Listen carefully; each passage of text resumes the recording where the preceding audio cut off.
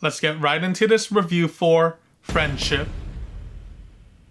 Alright, so Friendship is directed by Andrew Dae-Young. The film stars Tim Robinson, Paul Rudd, Kate Mara, and a solid ensemble of cast members playing the supporting roles. To start off, this is a cinematic package that is represented well with its trailers. I think if what you saw in the advertisements leading up to this film piqued your interest, you'll definitely have a solid time with the narrative experience provided here. This is undoubtedly a cult comedy and has a lot of quirks fused into the cinematic experience that makes the viewing at times a double-edged sword in terms of imbuing both the positives and the negatives. From a comedy standpoint, there's a ton of golden moments to be enjoyed here. I had several moments where I had to refrain myself from laughing louder than I wanted to, so kudos to the screenwriter or whoever may have come up with some of the scenarios. The comedy here really worked for me, and for a lot of the other moviegoers in my screening, and I'm sure it'll work for many of you interested viewers out there. And although there's still a decent chunk of comedic moments that didn't land effectively or at all throughout the acts, it definitely did when it mattered the most during the pivotal moments. So huge props to many of the golden dialogues and comedy direction. But now from a story standpoint, this was undoubtedly a discombobulating and messy experience. There's a lot the narrative is trying to tackle and cover here with its characters and different plot points throughout the acts that can at times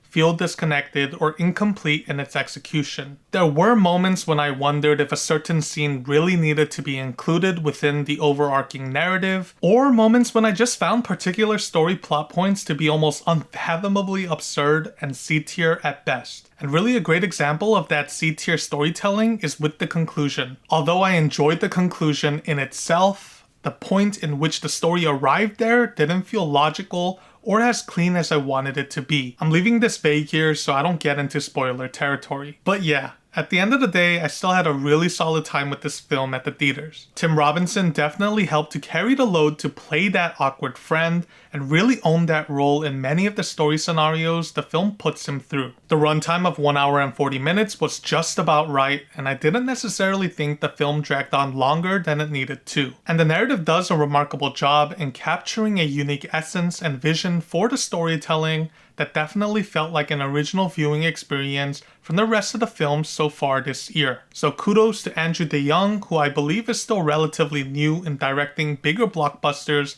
like the movie Friendship here. After considering this narrative package as a whole, my final score for Friendship ends up being 7 out of 10.